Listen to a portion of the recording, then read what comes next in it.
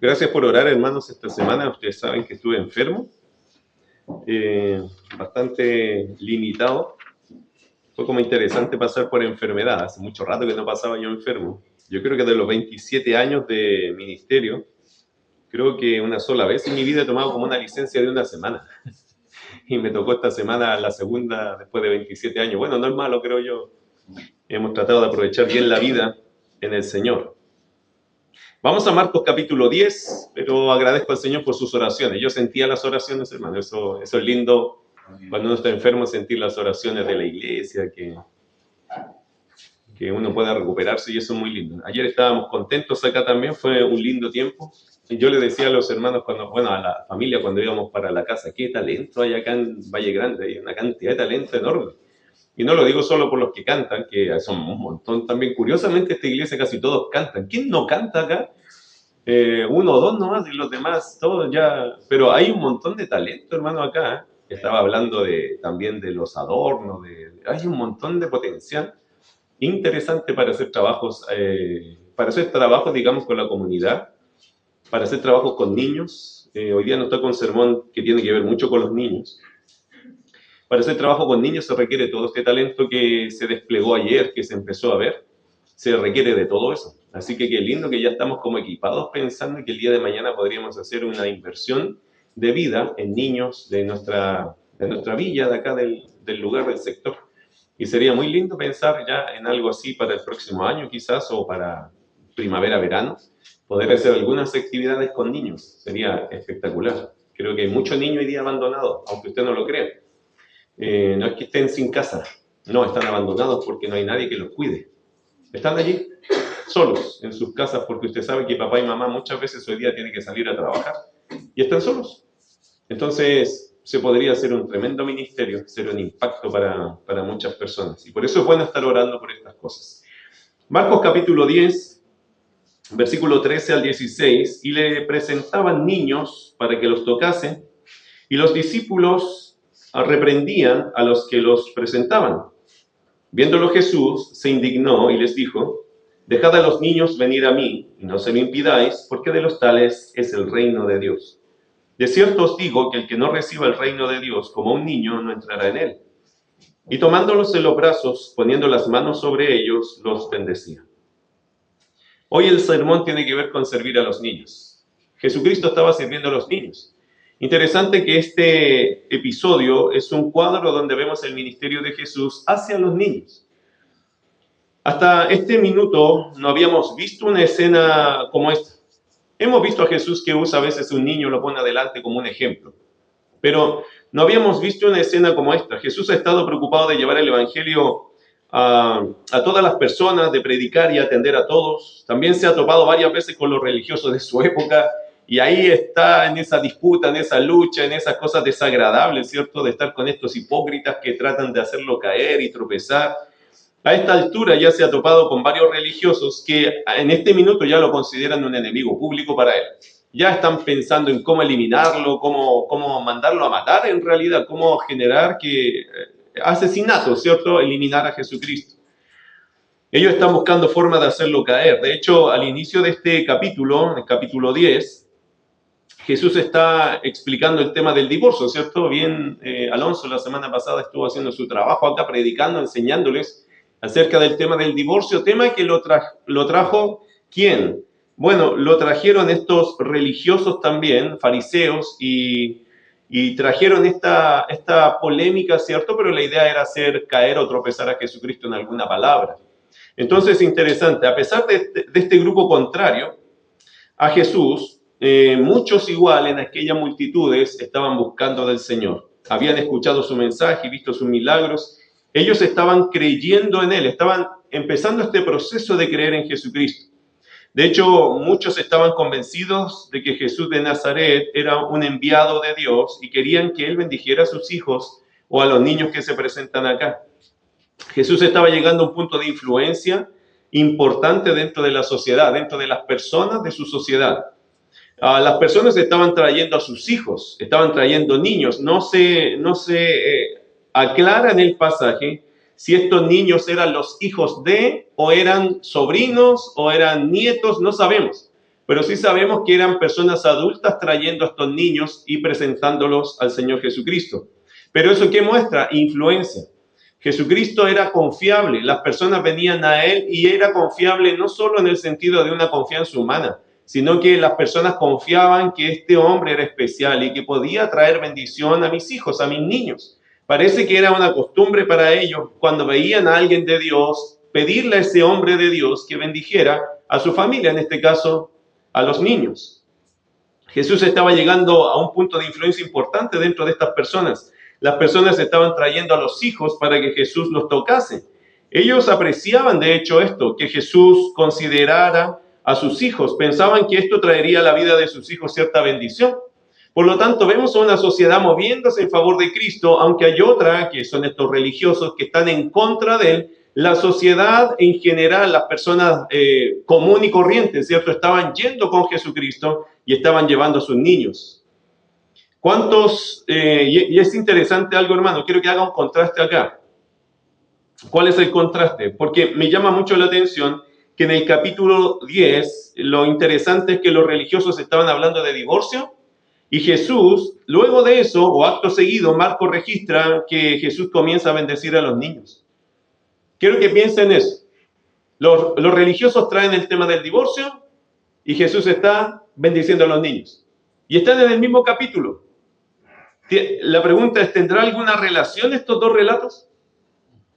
¿Tienen relación el hecho de que se hable del divorcio? Moisés nos permitió dar carta de divorcio y el divorcio y esto y lo otro, y Jesús explicándoles que eso no sería la voluntad de Dios. Y luego de eso Jesús se pone a bendecir a los niños. ¿Tendrá alguna relación? Divorcio versus niños. ¿Qué piensa usted? Yo creo que sí, pienso que sí.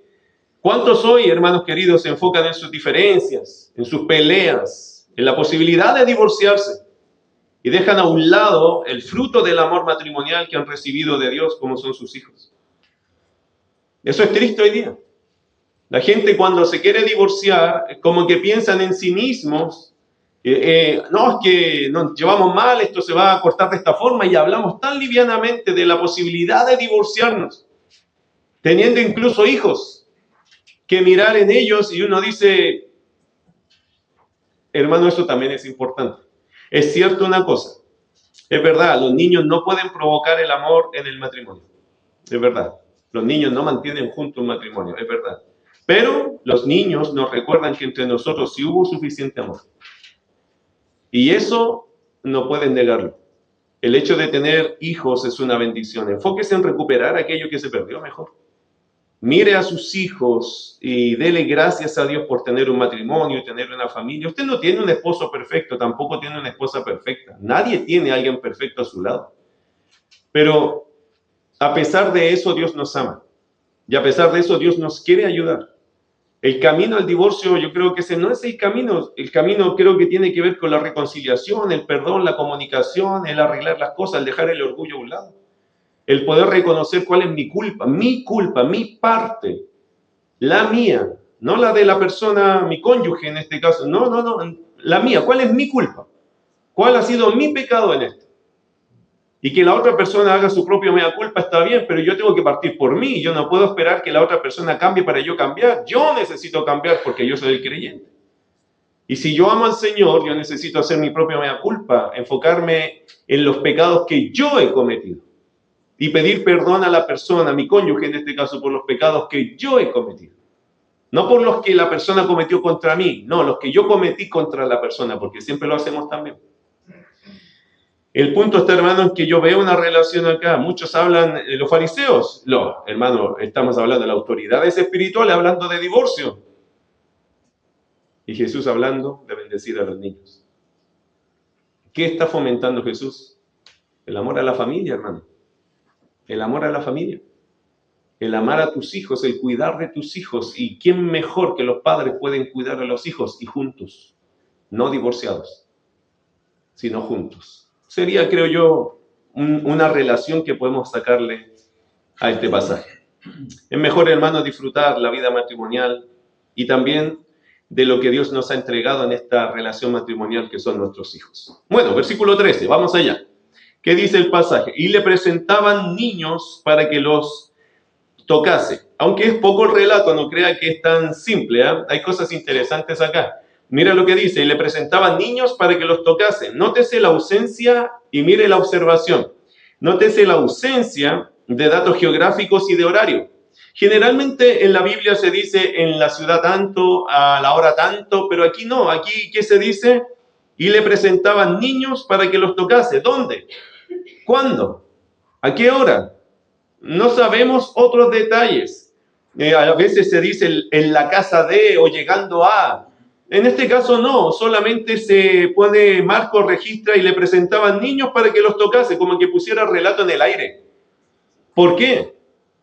Porque creo yo, hermano, que tiene un sentido eso. Hay una ausencia de datos geográficos y de horario. No hay mayores detalles para esta escena. Yo creo que hay una razón simple. ¿Cuál? Que nos fijemos solo en la escena. Y no nos desviemos nuestra mirada, fue en la casa de, fue en el lugar de, fue en el horario tanto. No, olvídate de eso. Como que Jesús quisiera decirnos, o a través de Marcos, el Espíritu Santo nos quiere decir algo. Fíjate en otra cosa, fíjate en la acción. La acción aquí es importante. El acto en sí mismo tiene belleza. ¿Cuál es el acto? Y le presentaban niños para que los tocase. ¿A dónde fue eso? ¿A qué hora fue? Eso no es lo importante aquí. En este minuto lo importante es el acto mismo.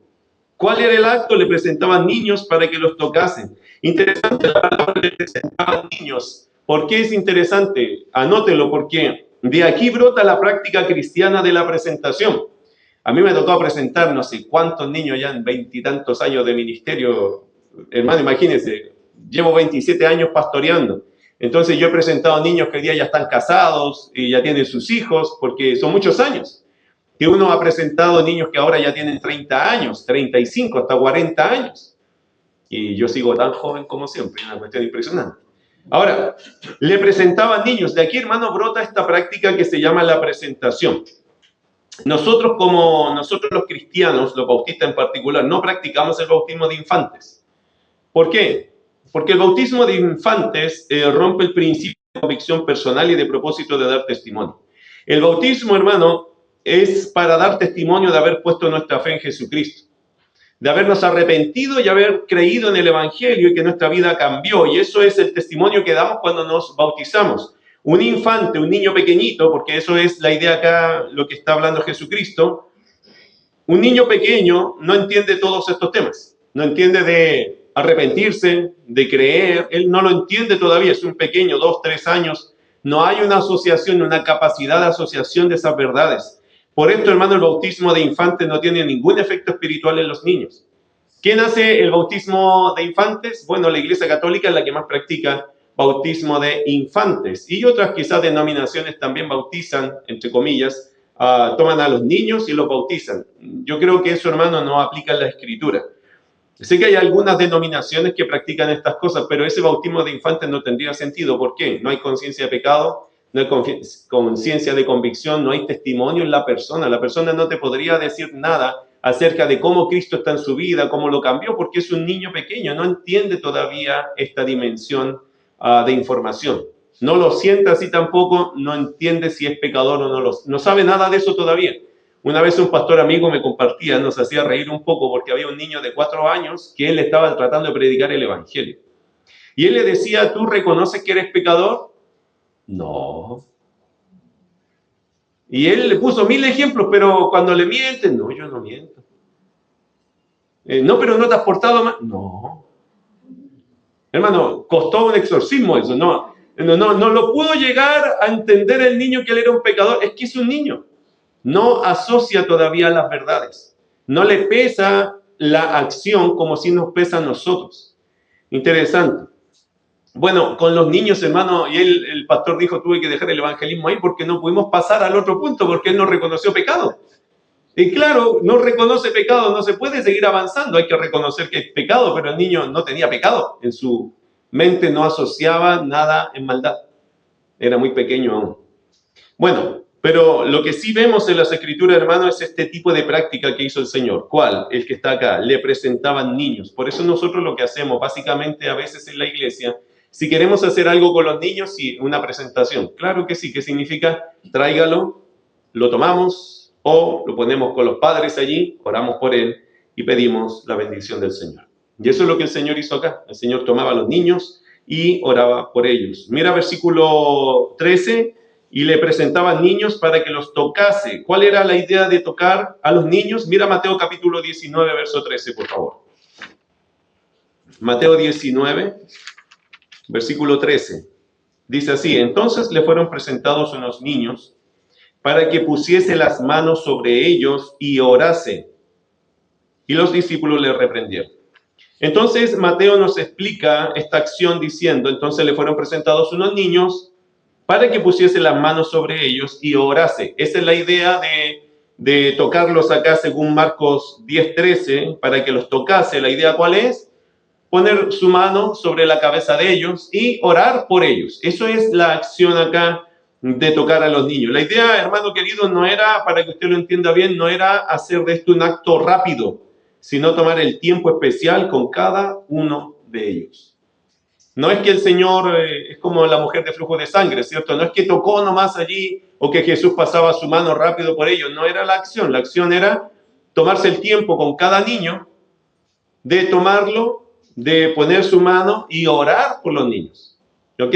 No era una acción rápida, no era como que, ¿cierto? Como que estaba haciendo algo muy así como superficial. En realidad Jesús estaba tomando el tiempo con los niños. De verdad Jesús estaba tomando un tiempo especial con cada uno de los niños. Ahora, queda muy claro que ellos son niños pequeños, que son niños, sí, pequeñitos, como de 2 años, quizás 3 años. Mira lo que dice el verso 16, ahí es muy aclaratorio. Dice, y tomándolos en los brazos, usted no toma a un niño de 10 años en los brazos, ¿cierto? Entonces, cuando dice acá, y tomándolos en los brazos, poniendo las manos sobre ellos, les bendecía. Yo a mis hijos los tomé en brazos hasta lo que más pude. Entonces yo ya sé que tomar a un niño de 5 años, grandote, 6 años, ya es mucho. O sea, ya llega a las piernas de ellos mucho más allá, entonces no es tan cómodo, no es fácil. Cuando dice acá que Jesús los tomaba en los brazos, es porque el Señor está tomando niños pequeños, 1 año, 2 años quizás. Entonces el texto nos deja muy claro eso. No era y en este caso usted tiene que terminar ese versículo, esa idea con el versículo 13, que no era un tocar superficial, porque el Señor cuando venían los niños, cuando los adultos lo traían y estaban ahí presentes los adultos, Él los tomaba en brazos, ponía su mano sobre la cabeza de ellos y oraba por ellos. Por lo tanto, estamos hablando de niños pequeños, infantes, 1 año, quizás, niños pequeños. No era un tocar superficial, hermano, era un momento donde Jesús oraba por estos niños, dándole y pidiéndole al Padre su bendición para ellos. Jesús en este momento estaba enfocando su ministerio hacia los niños. Y eso nos hace entender algo importante, hermano. Él estaba disfrutando de este tiempo junto a los padres y a los adultos que estaban trayendo a estos pequeños delante de él. Jesús abrió un espacio especial para atender a estos padres y adultos que querían que sus niños fuesen bendecidos. Y a mí me llama mucho la atención eso. El Señor ama a los niños. Y le parecía algo muy especial estar con ellos y que padres vinieran a presentar a los niños. Para él no fue ningún choque, fue como, qué hermoso que traigas a tus hijos, a tus niños, para que escuchen o estén conmigo y yo pueda bendecirlos. El Señor estaba disfrutando ese tiempo. Pero mira, caso contrario, la otra parte de la moneda, ¿cierto? La otra cara de la vereda. Versículo 13, y le presentaban niños para que los tocase, y los discípulos reprendían a los que los presentaban. Los discípulos no estaban retando a los niños, ¿eh? Pero sí estaban reparando y estaban retando, estaban ahí confrontando de alguna forma a los adultos que traían a estos niños. ¿No le llama la atención eso? Bueno, a mí no me llama tanto la atención porque conozco cómo son los discípulos. O sea, a esta altura ya nos damos cuenta que los discípulos a veces no estaban en la misma sintonía que Jesús. ¿Por qué los discípulos tomaron esta postura? Los discípulos, hermanos, en otra sintonía estaban dando la nota alta, reprendiendo a los adultos que traían a ellos, que traían los niños a Jesús. Es decir, probablemente había una fila y en medio que estaban en la fila esperando porque ya se entusiasmaron y varios vieron que estaban bendiciendo, Jesús está bendiciendo a los niños, empezaron a traer niños y mientras estaban esperando a Jesús, ¿cierto? Los discípulos, ¿qué estaban haciendo? Retando a la gente. Estaban ahí diciendo, ¿cómo se le ocurre hacer esto? ¿Cómo son tan desubicados que traen a estos niños acá? Oye, ¿para aquí traes otro niño más? ¿No trajiste uno recién?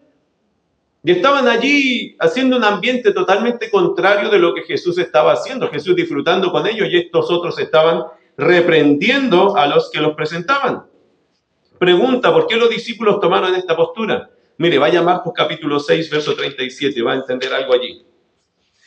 Marcos 6, 37. Respondiendo él les dijo, dadles vosotros de comer. Está hablando de esta multiplicación. ¿Se acuerda que había mucha gente allí? Jesús les dijo a los discípulos, bueno, ustedes denle de comer a esta gente. ¿Y qué dice el texto? Versículo 37, ellos le dijeron, que vayamos y compremos pan por 200 denarios y les demos de comer. Y eso es en pregunta. ¿Qué es el asunto acá? Bueno, los discípulos, hermano, con bastante facilidad veían molestia en todo esto que era el ministerio. Hay cosas a los discípulos que les gustaban del ministerio. ¿Como cuáles? Bueno, ser el primero. Bueno, sacarse la foto con Jesús. Bueno, ser parte de los 12. ¿A quién no le gustaba eso? Pero ¿qué le molestaba a ellos del ministerio? Un pequeño detalle, la gente. A ellos les gustaba lo que proyectaban con Jesús.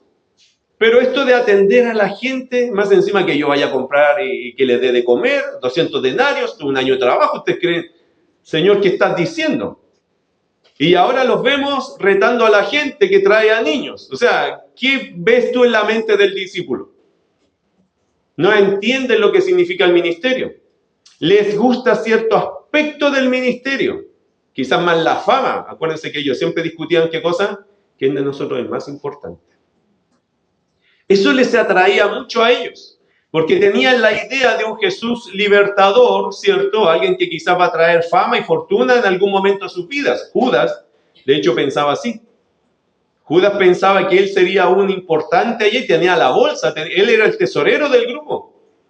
Pero muchos, no solo él, pensaban, oye, ¿quién es el más importante entre nosotros? A los discípulos, hermanos, les atraía mucho un aspecto del ministerio, pero hay otras cosas que a ellos no les llamaban ningún sentido la atención. Por ejemplo, atender a las personas. Por ejemplo, los niños. Y uno dice que es raro, pero es que ellos, hermanos, tenían una cultura, una mentalidad, una forma de ver esto, que ellos están recién aprendiendo de qué se trata el trabajo, el ministerio.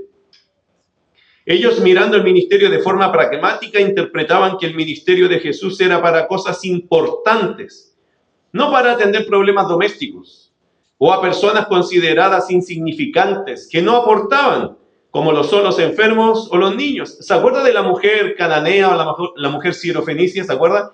Que llega una mujer que está gritando, Señor, ayúdame, hijo de David, ten misericordia de mí, mi hija está atormentada de un demonio, ¿se acuerda?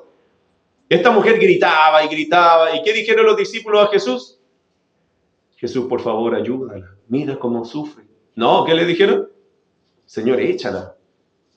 Ay, que mete bulla esa mujer. Esa era la visión de los discípulos.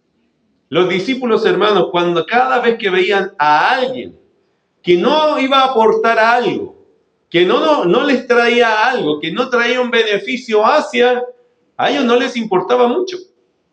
¿Los niños qué traen? ¿Qué aportan al ministerio los niños? Según los discípulos, nada. ¿Qué te va a traer un niño? Más un infante, ¿cierto? Porque hubo un muchacho que trajo panes y peces, ¿se acuerdan? Pero era muchacho, ya no era infante. Los niños, ¿qué traen? No traen ofrenda, no traen recursos, no son nadie. No tienen nada, no tienen un título, no nos van a abrir una puerta hacia nada. Ellos solo son un gasto. Y así lo veían los discípulos. Y más encima que le estemos gastando el día al maestro, entonces para ellos era muy lógico decir, déjense traer niños. Más encima se ponen a llorar los niños, ¿se da cuenta? Entonces seguramente ahí con la fiesta, la bulla, y ellos, ¿qué hacen estos papás trayendo niños aquí? ¿Qué ganamos con eso? Interesante la mentalidad. No es extraña la reacción de los discípulos, hermanos, si entendemos cómo ellos veían el ministerio. Y quiero decirte algo, hay personas hasta el día de hoy que miran el ministerio de la misma forma. Valoran solo ciertos aspectos del ministerio, los que traen beneficios. los que traen ganancia o son convenientes, obviamente. Y todo lo demás no es importante. En este caso los niños no aportan nada al ministerio, entonces básicamente están gastando el tiempo de Jesucristo. Así lo veían ellos. Y por eso se sentían en propiedad de reprender a los padres. ¿Cuál fue la actitud de Jesús? Versículo 14. Viéndolo Jesús, ¿qué dice el texto? Se indignó. Interesante, gracias a Dios por ese pasaje. ¿Por qué? Porque cuando Jesús ve la acción de ellos, la mala acción, porque para él fue una muy mala acción, Jesús se enoja, en otras palabras, se enoja con sus discípulos. Y esto, hermano, es una molestia notoria. Cuando dice que se indignó, es que el Señor le cambió la cara. El Señor estaba disfrutando con los padres acá y de reojo, como es el Señor, miró un poco más lejos allá, como a la distancia, y vio a los discípulos retando, supo lo que estaban haciendo y el Señor dijo, dame un minuto. Toma tu hijo. Y partió donde los discípulos. Indignado. Usted sabe lo que es estar indignado, ¿cierto? Molesto visiblemente. Y el Señor entonces se entiende cuando les dijo, el Señor no se los dijo así, muchachos, a ver, miren, a ver, ustedes no están entendiendo algo. No, creo que el Señor fue fuerte con ellos. Fue a cambiar una mentalidad a través de una actitud fuerte.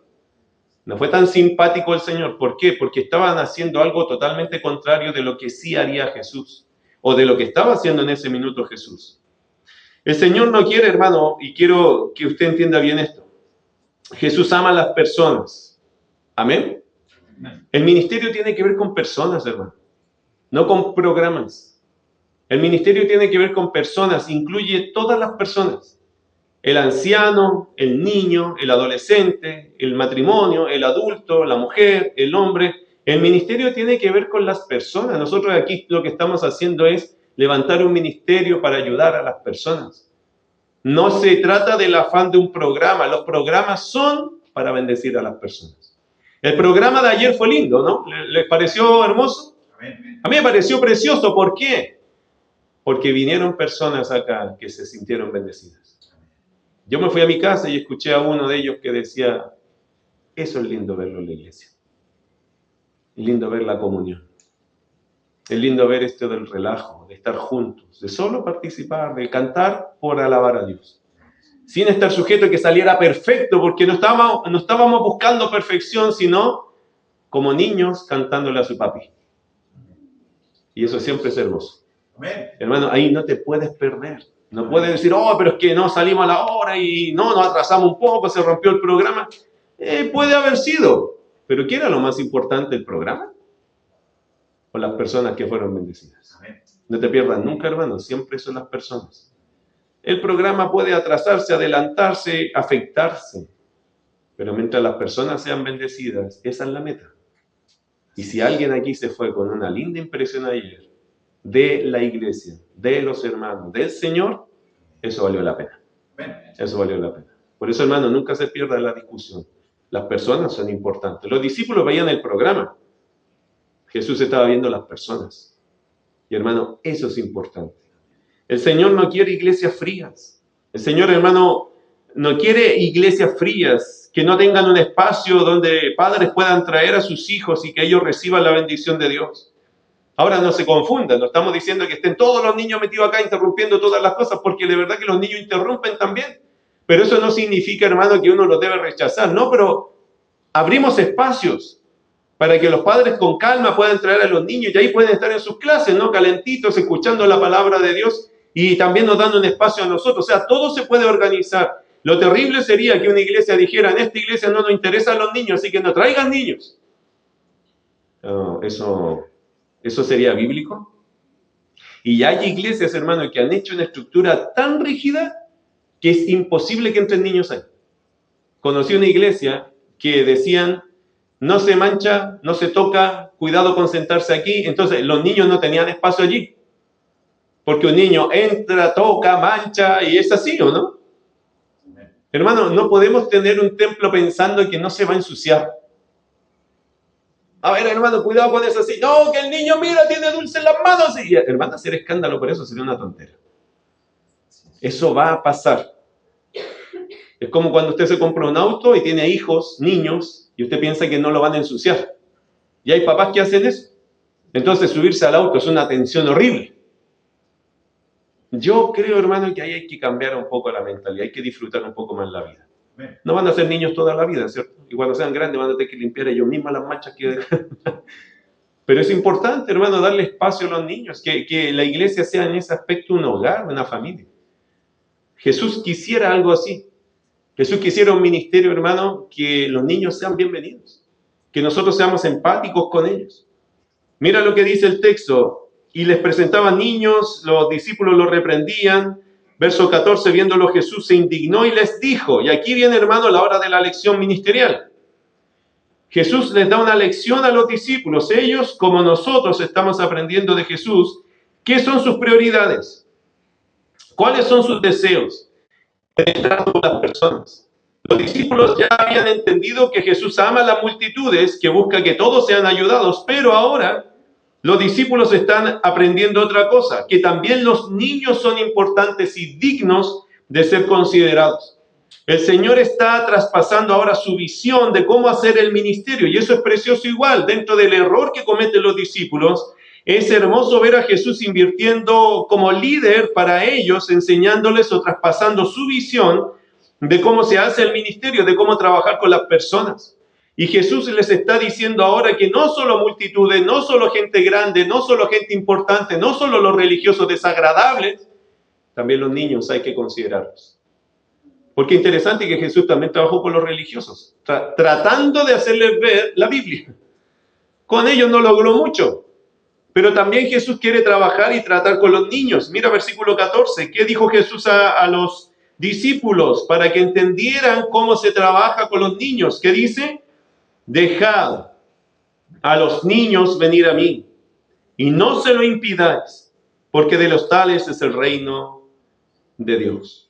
Dejad a los niños venir a mí y no se lo impidáis. Si los padres quieren traer a sus hijos a Jesús, ustedes no se lo impiden. Eso, literalmente, eso es el ministerio. Si hay un papá que quiere traer a un niño, que oren por él, porque lo ve afligido, porque lo ve asustado, hermano, no se puede impedir ese ministerio. Uno tiene que recibir a ese papá, recibir a ese niño, orar por ellos. Hay padres, hermanos, que van a llegar a Jesús por los hijos, por los niños. Ayer hablaba con alguien que llegó aquí por un niño. Su hija lo invitó, por eso vino. Los niños, hermanos, tienen el poder de traer. Entonces, tener niños es una bendición. Sé que en Renca hay un niño que es súper fiel, y ese niño ha ministrado la vida de los adultos, por la fidelidad que él demuestra.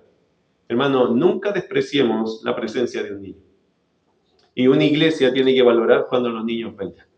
Dejad a los niños venir a mí y no se lo impidáis. Nosotros no podemos impedirle a un niño que llegue a los pies del Señor. ¿Cómo se lo impedimos? Usted puede decir, no, nosotros nunca le vamos a impedir, pero es que a veces lo hacemos con nuestra actitud.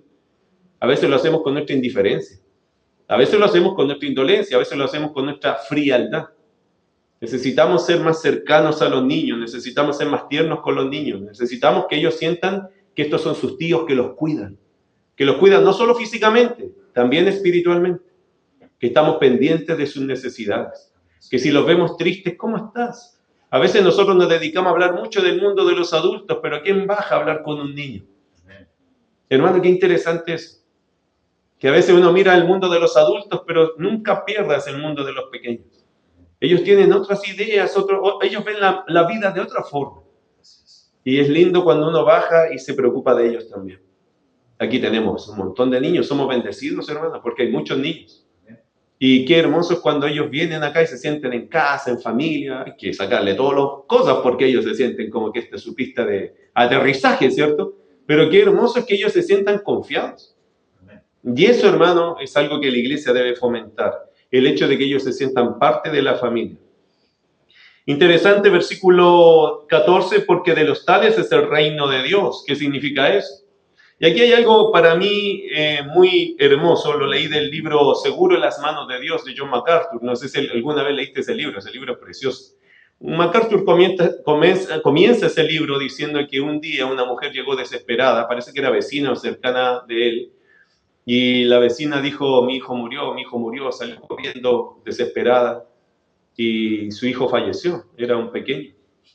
Y le preguntó a él, como pastor, le dijo, ¿dónde está mi hijo?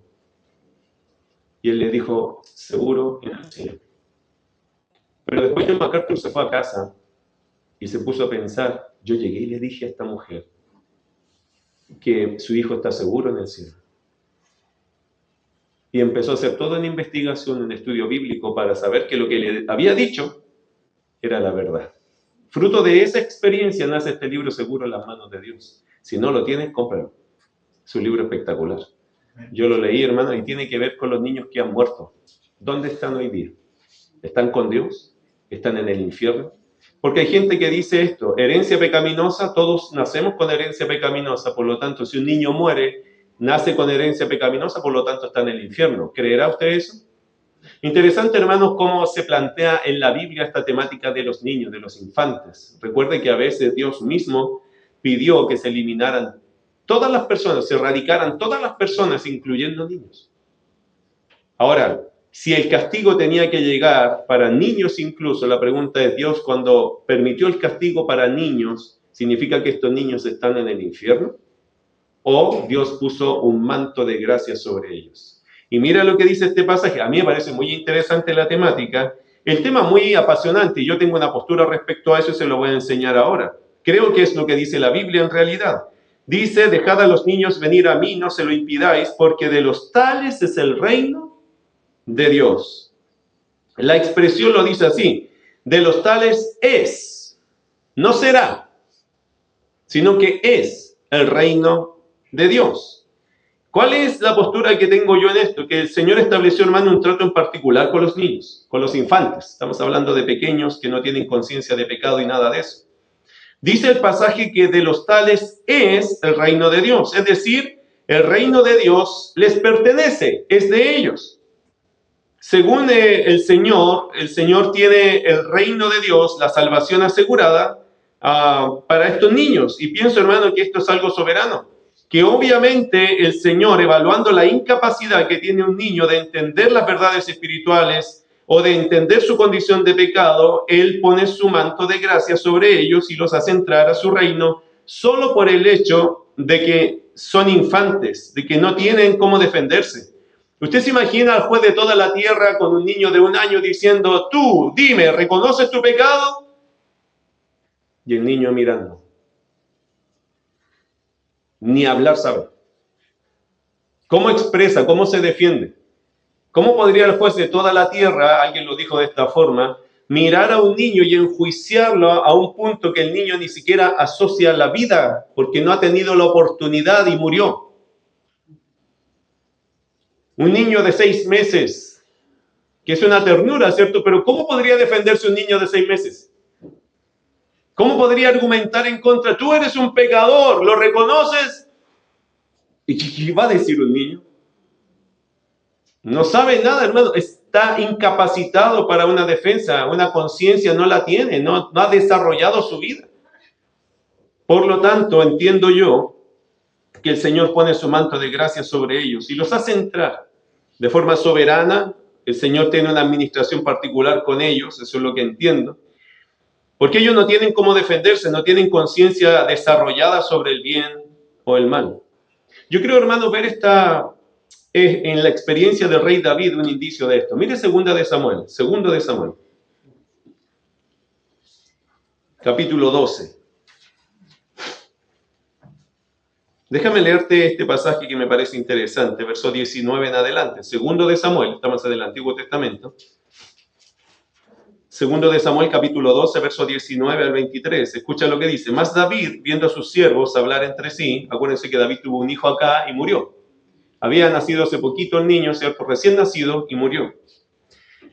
Mas David, viendo a sus siervos hablar entre sí, entendió que el niño había muerto.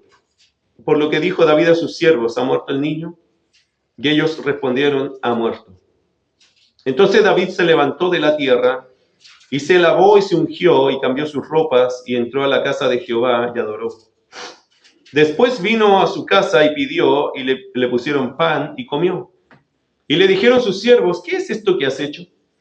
Por el niño viviendo aún ayunabas y llorabas, y muerto él te levantas y comiste pan. Y él respondió, viviendo aún el niño, yo ayunaba y lloraba, diciendo, ¿quién sabe si Dios tendrá compasión de mí y vivirá el niño? Mas ahora que ha muerto, ¿para qué he de ayunar? ¿Podré yo hacerle volver? Yo voy a él, mas él no volverá a mí. ¿Qué dice el texto? Yo voy a él. Y por eso, hermano, entiendo, y por eso digo que hay un indicio allí. ¿Cuál? La esperanza de David de volverse a encontrar con su hijo. ¿Dónde? Allá en la eternidad. Pienso, hermanos, que hay un indicio allí, y hay varios pasajes más. Hoy día yo no tengo el tiempo para explicar todo esto, pero es interesante pensar que el Señor pone sobre estos niños este manto de gracia, como algunos lo han definido. Por lo tanto, por eso pienso cuando Jesús ve a un infante, dice, dejad a los niños venir a mí, porque de los tales es el reino de los cielos. Si murió un niño pequeño, si perdiste a algún niño cuando era, no sé, un aborto espontáneo, alguna situación así, cuando son infantes, hermanos, pienso y creo, como nos dice John MacArthur también, que esos niños están con Dios. Amén. Bueno, lo dejo allí. Dice más adelante el texto, no se lo impidáis porque de los tales es el reino de Dios. Ahora, mira versículo 15. Dice después, de cierto os digo que el que no reciba el reino de Dios como un niño no entrará en él. Wow, aquí viene otro problema. Interesante pasaje, ¿no?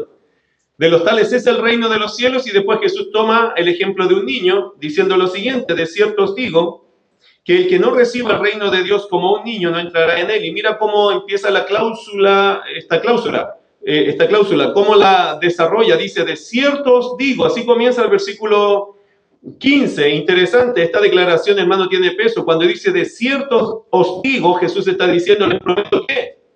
En griego esta frase tiene un atenuante interesante, de decir, te estoy prometiendo algo, póngale ojo a lo que le voy a decir. Esto es serio, esto es verdad. ¿Qué está diciendo Jesús allí? Y después dice, de cierto os digo, que el que no reciba el reino de Dios como un niño, no entrará en él. ¿Qué significa? ¿Qué quiso decir Jesús con esto de recibir el reino de Dios como un niño? Ya, y aquí tiene que usar la lógica. Los niños, ¿qué méritos presentan? Ninguno. ¿Qué logros tienen? Ninguno. ¿Qué traen delante de Jesús? Nada. Entonces, hermanos, los niños no tienen logros, no tienen galardones, no tienen méritos, no tienen plata, no tienen nada que ofrecer para ser considerados. Dentro de la sociedad, ¿qué son ellos? Niños. Y nadie está esperando que tengan algo porque son niños. No han logrado nada, no muestran nada, no se creen nada por lo tanto. Un niño, hermano, tiene esa virtud de ser niño y no importarle nada, porque ellos no tienen esta cosa de, oye, ¿qué pensarán de mí? Al niño eso no le importa, porque ellos no tienen nada que demostrar y nadie fuerza a un niño que demuestre nada. Cuando uno va creciendo le van enseñando que tú te tienes que dar valor por esto, que tú tienes que tener estudios, tienes que tener esto, lo otro, y uno empieza en una escala de valores. Tanto así que después se cree algo, ¿cierto? Nos enseñan a creernos algo en la vida. El niño no. El niño no tiene nada. Por lo tanto, no se cree nada. Y no trae nada para impresionar a nadie. Porque él no necesita impresionar a nadie. Interesante, si usted lo aplica de esta forma, así debemos recibir el reino de Dios. No como algo que me merezco. Y curiosamente después, no voy a adelantar lo que viene, ¿cierto? Porque ya el próximo predicador ya está preparando su sermón. Porque viene la historia del joven rico. Y ese se creía alguien. Y se quedó afuera.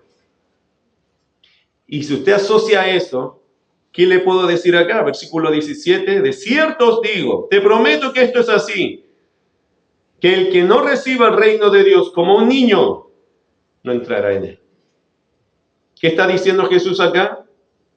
Que debemos recibir el reino de Dios no como algo que me merezco, no como consecuencia de que soy bueno o especial, sino como lo que es, un regalo para personas que no se lo merecen, que no tienen nada, pobres en espíritu, lo dijo Mateo, con hambre de ser justificados, así lo dijo en el monte de las bienaventuranzas, ¿se acuerda? En el sermón del monte o de la montaña.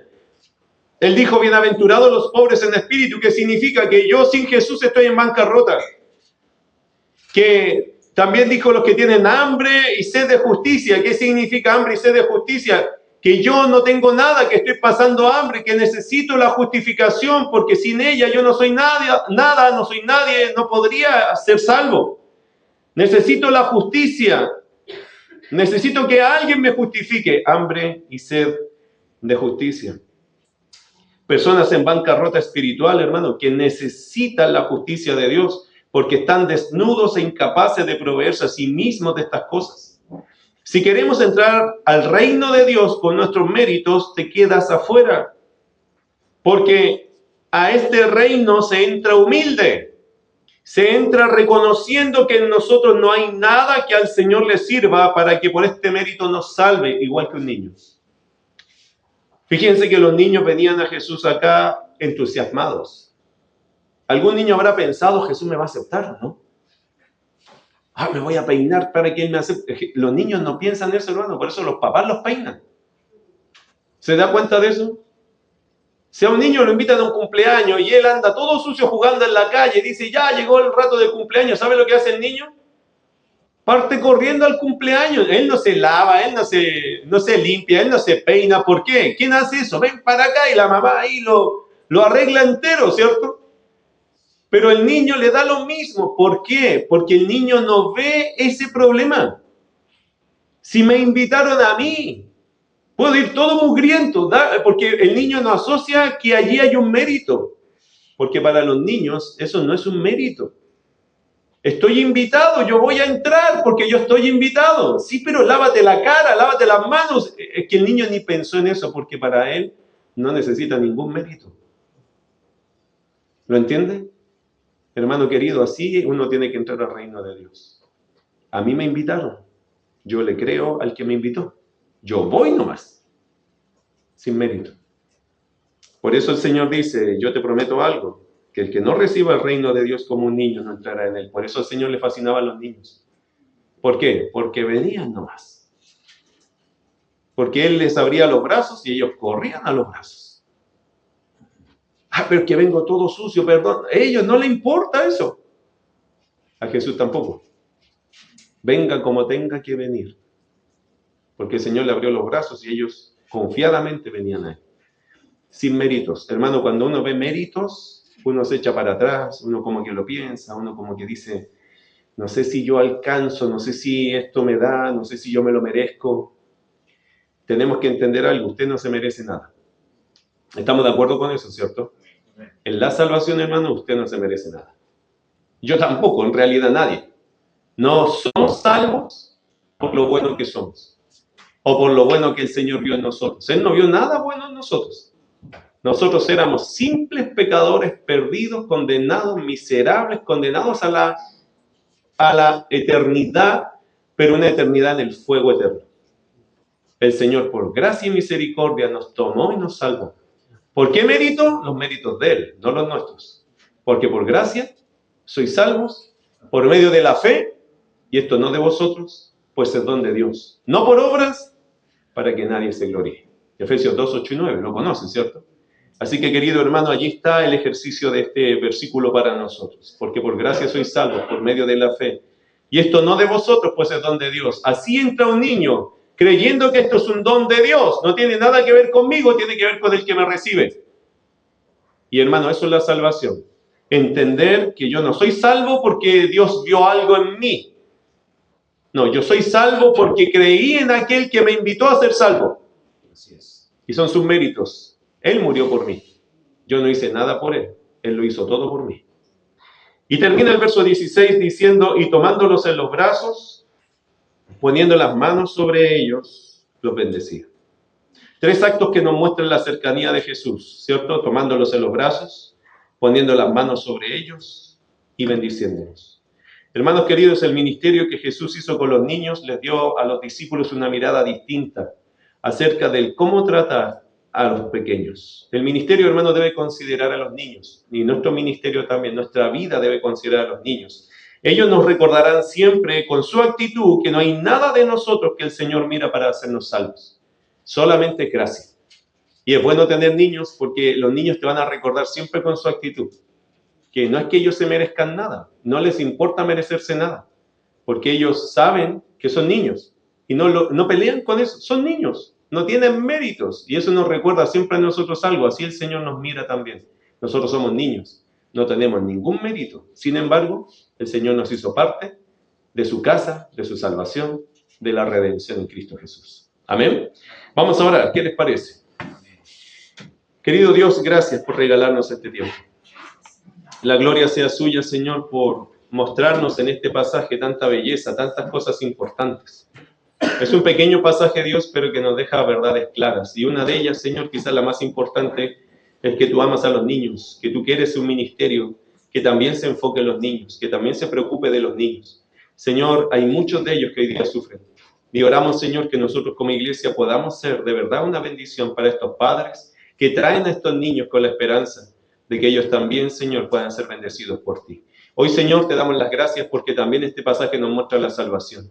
Nos muestra, Señor, que hay que ser como niños. Si queremos ser salvos, si de verdad queremos tenerte en nuestra vida, tenemos que ser como niños, humildes, Señor, sencillos, sin mostrar méritos. No somos nadie. Solo son tus méritos, no los nuestros. Te damos la gloria a ti, Señor, en el nombre de Jesús. Amén.